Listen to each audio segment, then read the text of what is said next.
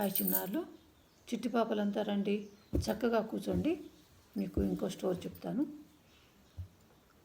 ఒక ఊళ్ళో ఒక వృద్ధుడు ఉంటాడు. అయితే అతను తన మనవణ్ణి గుర్రం మీద ఎక్కించుకొని పొరుగురికి పోతుంటాడు. పొరుగురికి పోతూ ఉంటే మనవాడు కనుక అతనికి ప్రేమ ఎక్కువ ఉండి చిన్నపిల్లగాడు నడవలేడు అనుకొని అతను గుర్రం మీద ఎక్కించుకొని తీసుకొని పోతుంటాడు.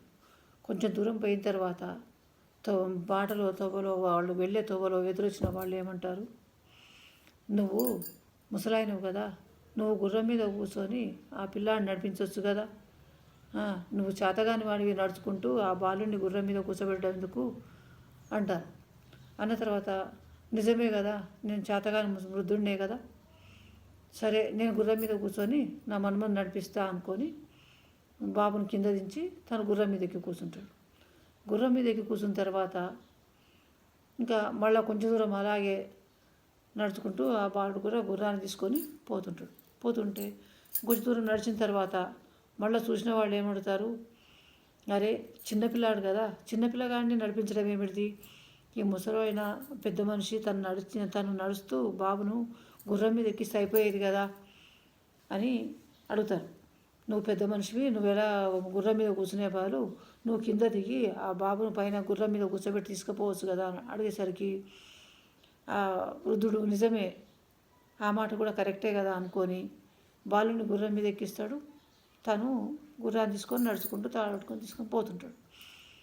అయితే ఇంకా కొంచెం ముందుకు పోయిన తర్వాత మళ్ళీ మునుపట్లాగానే మళ్ళీ కనపడ్డవారు మళ్ళీ అదే మాట అడుగుతారు, నువ్వు పెద్ద మనిషివి, నువ్వు వృద్ధునివి కదా, ఆ బాబేమో చాలా చిన్నపిల్లగాడు, ఆ చిన్నపిల్లగాడిని గుర్రం మీద ఎక్కిచ్చేసి నువ్వు నడుచుకుంటూ వెళ్ళొచ్చు కదా అంటారు. అంటే మళ్ళీ నిజమే కదా అనుకుంటాడు వృద్ధుడు.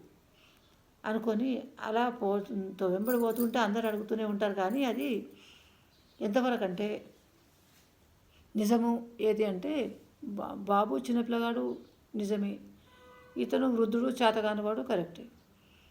కానీ ఎవరు అడిగిన వాళ్ళకి అందరికీ సమాధానం చెప్తూ అందరికీ నచ్చినట్టుగా ఉండాలంటే ఎవరికి కూడా సాధ్యం కాని విషయం. అందుకోసమని తన సొంత ఆలోచన ఏదో, తన మంచి చెడు ప్రతి విషయం కూడా తను ఆలోచన చేసుకొని ఇది మంచి ఇది చెడు అనుకొని తెలుసుకొని దాన్ని బట్టి నడుచుకోవాలి. అంతేకాని వీళ్ళు ఇలా అన్నారు వాళ్ళు అలా అన్నారు అంటే ప్రతి మనిషికి జవాబు చెప్పడము, ప్రతి మనిషికి నచ్చినట్టుగా నడవడము ఎవరికి కూడా సాధ్యం కాదు. అందుకని అలాంటి ఆలోచించకుండా తనకు నచ్చినట్టుగా తను ఉండాలి, తను చేయాలనుకున్న పని సక్రమంగా చేసుకోవాలి, మంచి అనుకున్న దాన్ని ఆచరించాలి. ఇంకా వీళ్ళు ప్రతి ఒక్క మనిషి అంటుంటే వాళ్ళ మాటలు విని మారుతూ పోతుంటే మనకు నిలకడ అనేది ఉండదు, మనకు ఒక పద్ధతి అనేది కూడా ఉండదు. అందుకని అలా మారకుండా తన ఆలోచన ప్రకారం తను నడుస్తూ తన ఉద్దేశం ప్రకారం తను ఏం చేయాలో మంచి చెడు తన కోసము తన కుటుంబం కోసము అది చేస్తూ నిజాన్ని గ్రహించి నడవాలి. అంతేగాని ఎవరు అంటున్నారు అని చెప్పి వాళ్ళ మాటలు వింటూ పోతే మనం జీవితంలో చక్కగా బ్రతకలేము. అందుకోసమని ఎవరికి ఆలోచన అవసరం లేదు, మంచి చెడు మనది మనం ఆలోచన చేసుకొని ఆచరించాలి, అది నిజమైన విషయం. సరే, బాయ్. మీరు నా స్టోరీకి లైక్ చేయండి, సబ్స్క్రైబ్ చేయండి, ఓకేనా.